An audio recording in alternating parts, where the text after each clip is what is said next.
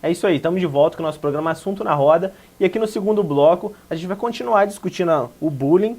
E eu queria que vocês agora assistissem um vídeo que a Bianca fez com o professor Edson dos Santos, o Edinho aqui da FOA, que é conhecido, que ele falou especificamente o que a gente estava falando, quais seriam as consequências que um jovem, um adolescente, ele pode sofrer caso ele seja tanto um atuante, né, como uma vítima de bullying, né?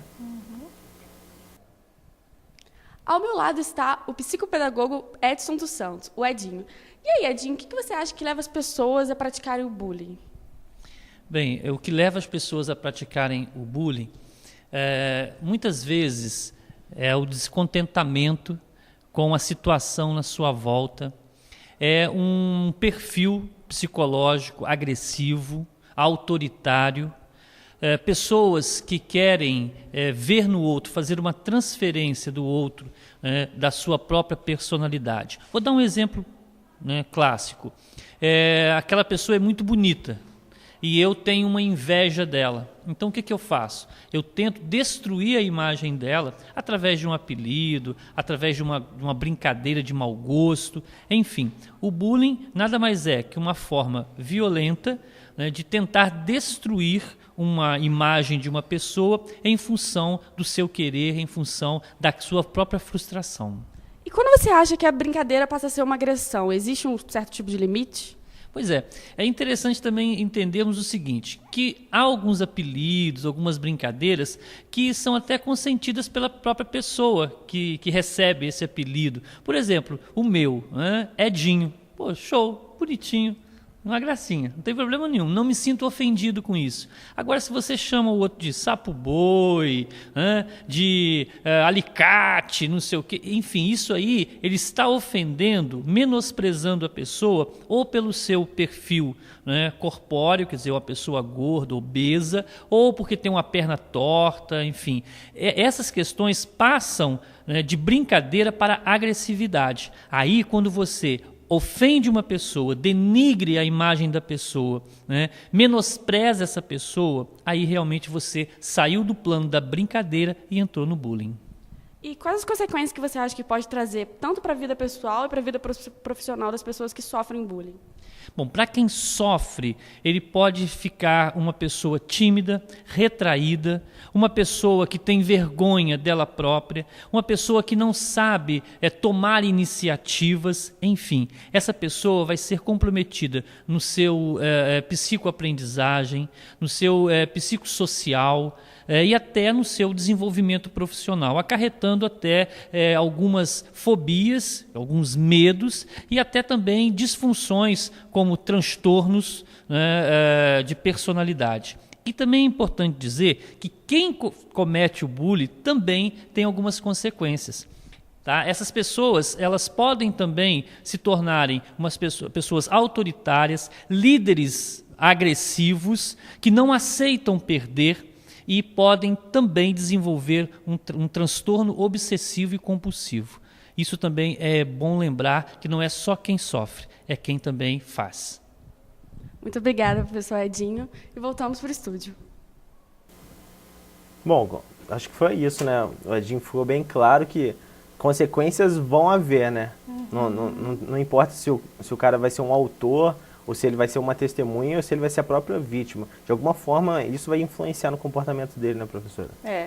O papel não importa, né? Agora, assim, a gente sabe que essa idade, uma idade de desenvolvimento da personalidade, então, assim, isso é crucial, né? Então, vai trazer consequências, sim, para os dois, né? Principalmente para o autor e para a própria vítima, né? Agora, uma coisa que é interessante é que saiu uma matéria essa semana de uma mãe que procurou a polícia para relatar um caso de bullying na escola. E a gente vê que hoje em dia o assunto bullying em si ainda está sendo muito recente, apesar de já acontecer há muito tempo, está na mídia agora há pouco tempo. Então, muitas pessoas às vezes não sabem como lidar com isso. Eu queria saber a opinião da senhora, o que fazer nessa hora e quais, digamos assim, os sintomas que um adolescente pode apresentar para a mãe pescar e falar assim, pô, tem alguma coisa errada, sabe? Como ela pode perceber que o filho está sofrendo bullying? Porque muitas das vezes ele não vai falar isso para ela, né? Isso acaba que é uma característica da própria vítima, né? Ela se cala, se sente só, não vê que as pessoas, né, estão apoiando, então ele vai se encolhendo.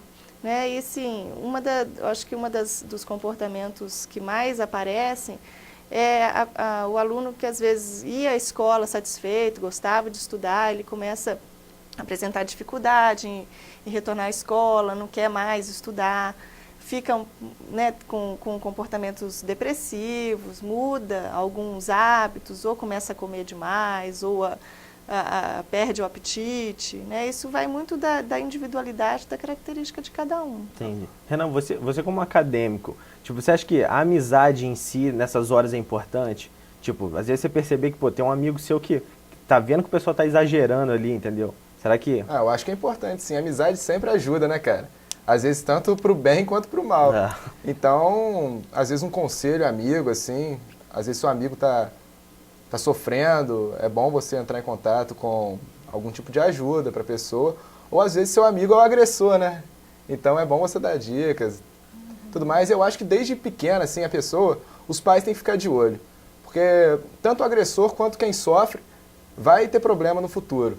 Então eu acho que os pais da pessoa têm que ver o ponto certo, assim, passar a mão na cabeça. Tem muito pai que passa a mão na cabeça do filho e fala assim, é brincadeira de criança. Tem que ver até que ponto é brincadeira, né?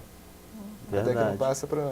E uma outra coisa que eu queria levantar é o seguinte, a gente falou muito sobre o bullying nas escolas, com adolescentes, mas a cada dia a gente vê mais saindo notícias e mais presente o bullying no ambiente de trabalho, entre pessoas adultas já acontecendo isso, que remete até a uma certa imaturidade de uma pessoa adulta fazer uma coisa dessa, né?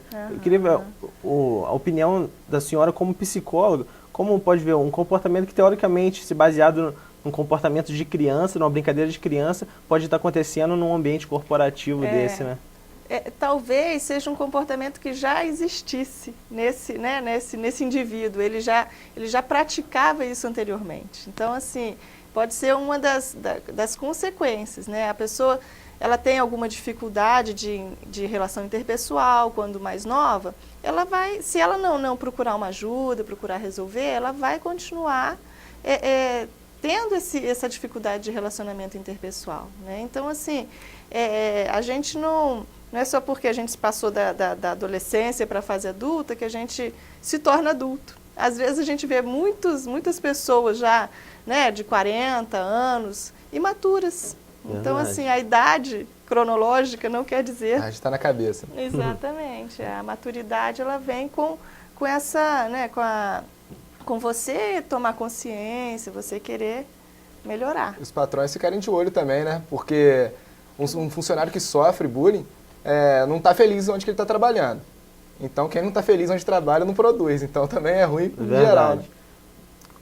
Para fechar esse bloco, vocês acham que uma pessoa, tanto mais a vítima, como seria o comportamento que ela deveria ter em relação a isso, no ambiente de trabalho? Eu estou trabalhando, sou vítima de bullying. Você acha que a melhor opção é chegar na diretoria e falar?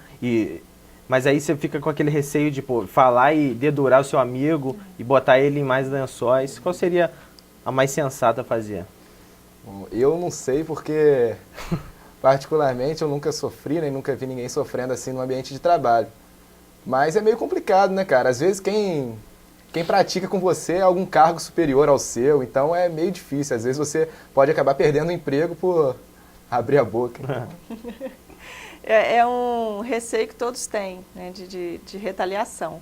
Mas eu acho que a submissão só alimenta esse tipo de comportamento, né? Então, achar uma estratégia, um plano B para trazer isso mais, né, à tona e tentar resolver de uma forma mais amigável. Também, né, com a própria pessoa. Não sei. Tá certo então, gente. A gente termina aqui o nosso segundo bloco do programa Assunto na Roda. Daqui a pouco a gente volta.